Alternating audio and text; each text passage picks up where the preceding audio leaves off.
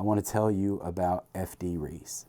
F.D. Reese was a teacher and an important figure in the black community in the 60s. There are several pictures of him on the Selma to Montgomery March with Martin Luther King and Coretta Scott King, and right there at the head. F.D. Reese had a very distinct nose, and so you recognize him in those pictures really quickly. You see him. Very nice man. Had the honor of meeting with him and talking to him and hearing him speak. And when I talk about running into folks at Walmart, he's kind of one of the ones I really think about, because I can remember just bumping into him. Seems like everywhere I'd go, I'd bump into him. And, you know, here's this hero of history. And you know, so one of the things that was important was, and this lingered even when I was there, people would say, people who wanted to be dismissive of the movement, who wanted to be, would say, oh, it was just outside agitators. It was just ungrateful folks. We, you know, our relationship with our black people here in Selma was fantastic. It was the outside people who caused the trouble. They were the agitators. They were the problem makers. They were the da-da-da-da-da. So at that point in the 60s, about the highest you could rise in society as a black man was a teacher. It was an important job. It was a respected job. It was, you know, it was one of the places where, you know, if you grew up of a certain age, like I did, and you'd hear your grandparents or aunts and uncles or people of that age talk about, well, there's some good ones, you know, there's always some good ones. That's what you'd hear. That would be the racist code language. Well, teachers at that point were considered by the white people some of the good ones. And so when F.D. Reese organized a teacher's march and went to the courthouse there in Dallas County, they couldn't say anymore that it was just outside agitators, that somebody who was considered one of the quote unquote, forgive the term, good ones was standing up. You couldn't say it was just a troublemaker. This guy was a pillar of the community. And so it was important that he stood up. Well, one of the things that he did is there was a protest, and the Sheriff Jim Clark was at the top of the courthouse steps. F.D. Reese walked up to the top right in front of Jim Clark, said he was there to register to vote. The sheriff pulled out his billy club and took it two hands. This is the way F.D. Reese did it, and pushed him in the chest. He would push him each time, and he would force him down step by step by step by step, back down to the bottom of the steps. And the sheriff went back up. And when the sheriff went back up, so did F.D. Reese. And they did this again and again. And, you know, guys, F.D. Reese was daring this man, this brutal man, to take this billy club and just whack him with it. I mean, he was inviting getting beaten. But that is what needed to be done. The people needed to see somebody like F.D. Reese standing up. And so that's what he did. And so, and you know, he did it again and again, and the sheriff forced him down. And so, you know, it's amazing to think of this guy. When I knew him, he was obviously an older man. This older grandfather, you know, standing up to the powers that be like that and willing to risk, honestly, his life. You get hit with one of those nightsticks the wrong way, you're not coming back.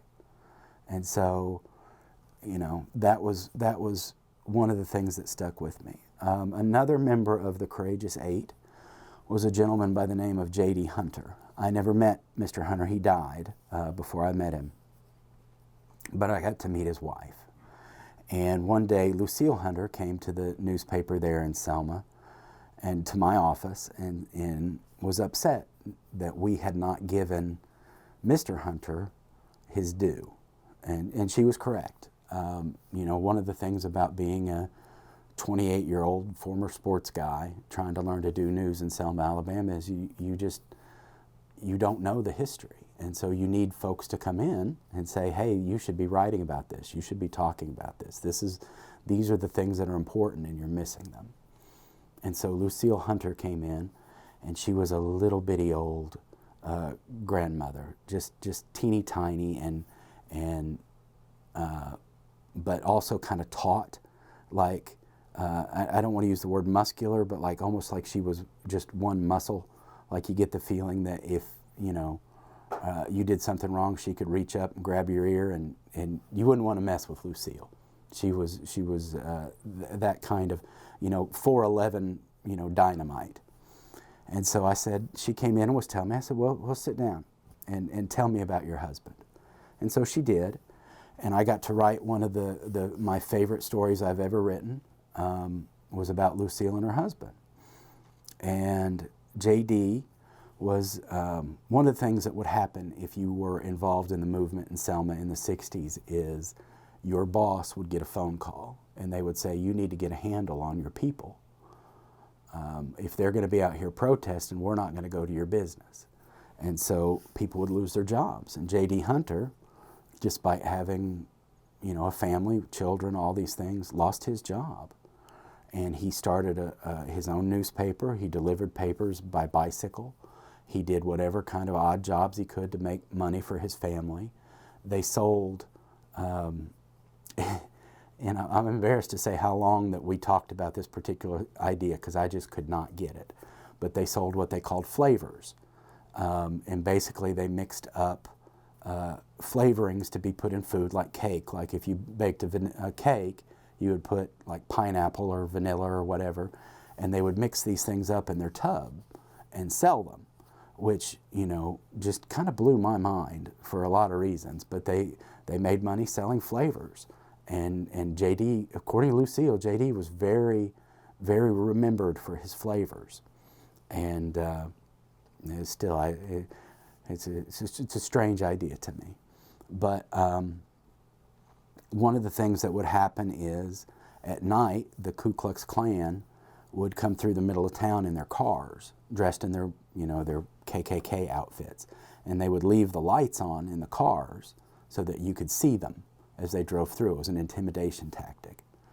And Lucille said that they would get phone calls.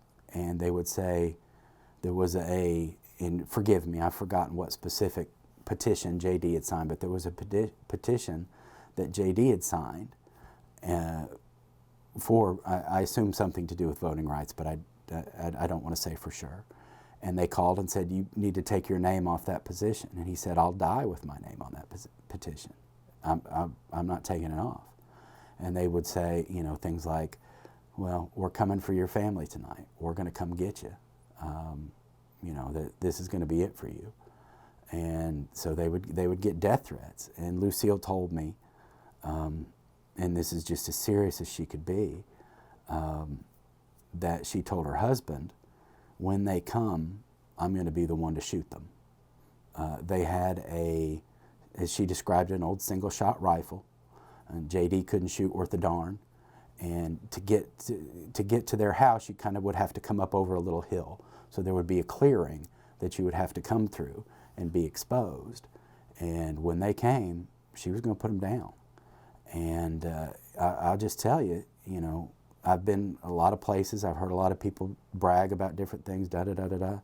I believed her 100%. She was going to shoot those people if they came for her family. And so one of my favorite memories is we wrote the story, and I think that part of it was a little bit of the lead. And it came out on a Sunday. And then that Monday, she came back into the office, just a huge smile. Just a huge smile. She hugged my neck, and she was laughing, and she said, you know what they were calling me at church yesterday? And I said, no. She said, they were calling me Old One Shot. Old One Shot was coming. Look out for Old One Shot. And so she was, that I did something in my professional capacity that made her that happy is really one of the honors of my life. But it also is a lesson in, you know, who remembers Lucille Hunter, right? You know, there's communities across the South, across the country. There's all these people who stood up for this movement. And we remember Martin Luther King, and we should. I mean, what Martin Luther King did was historic on a level that I can't express.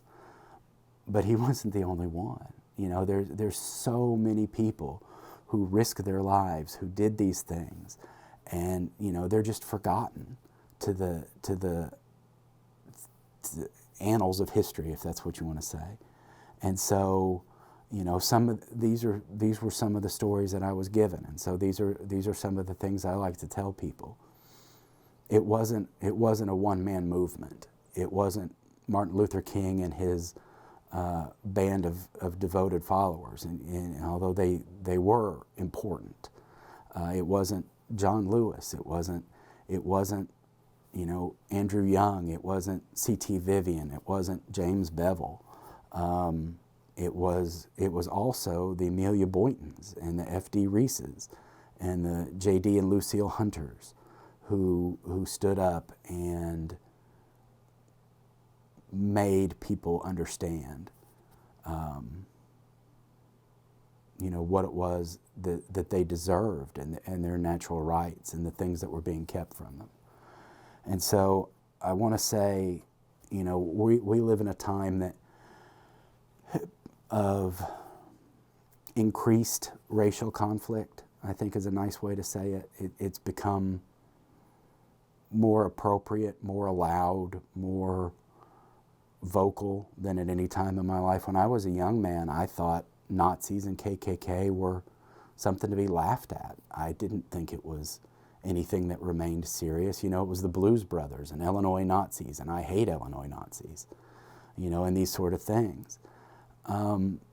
But I think it's important for people to know that this wave of open racism that we're facing now isn't something that's cropped up. When I got to Selma, there were people who came to see me who wanted to try to convince me of their ways, of the things that they wanted me to think. And because of my skin color, they thought I was in their club. And so these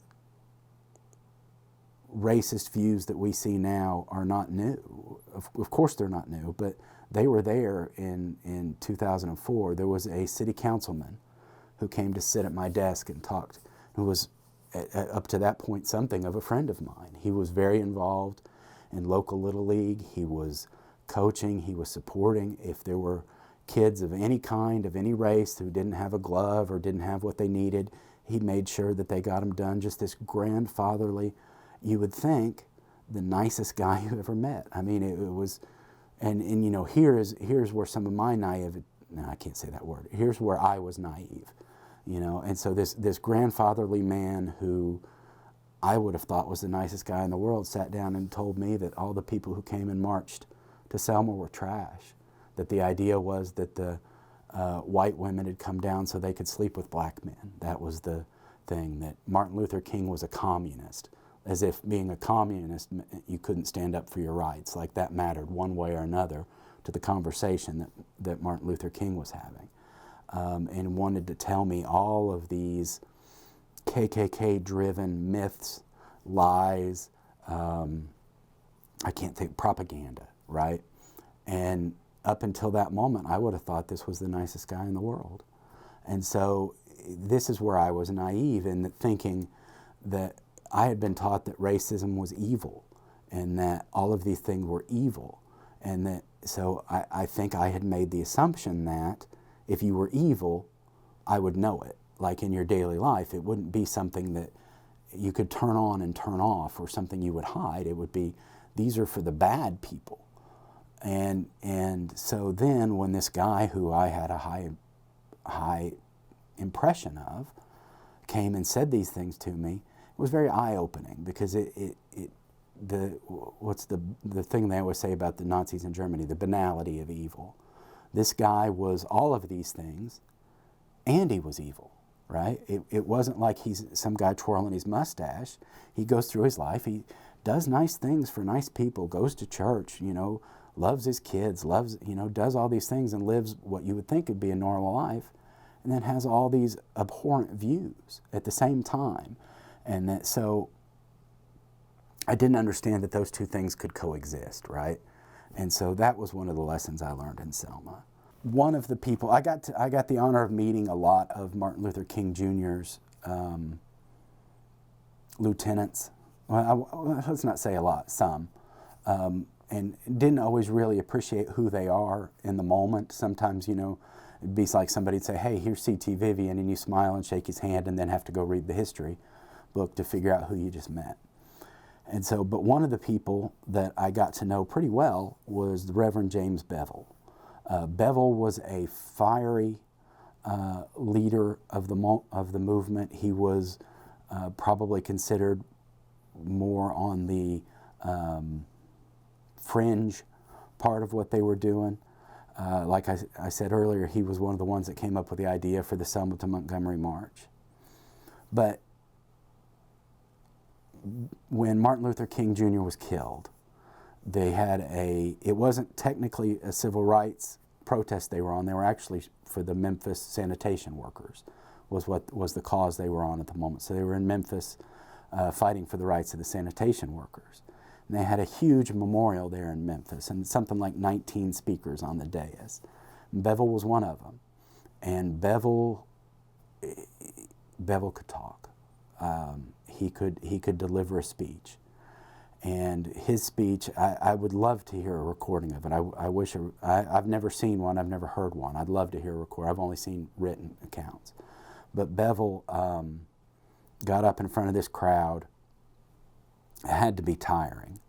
And he said, they can't kill our leader, right? And he gets, some approval from the audience. That's right. They can't stop Martin, they can't stop our leader. But then Bevel says, but Martin Luther King Jr. wasn't our leader.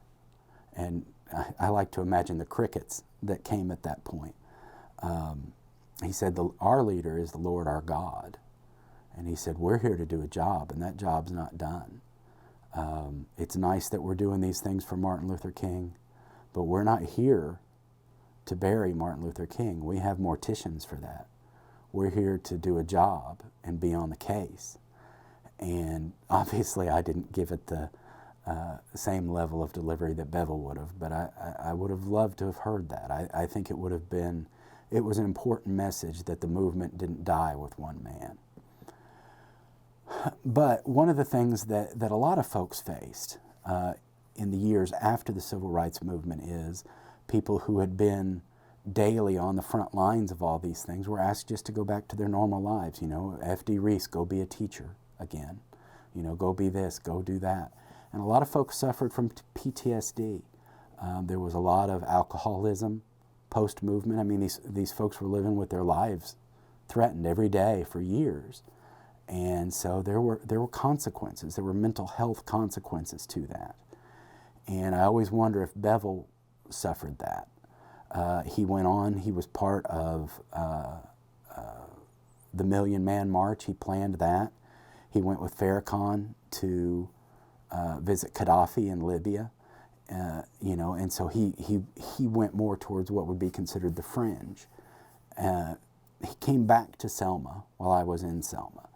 And he had kind of a little cult-like, what I would call a little cult-like following. He had wives and children, or wife and children, and people who just kind of went where he went. And he was this really stark figure. He always dressed in black, and he had this big silver medallion. He had his kind of gray beard, and he was very stern and very serious.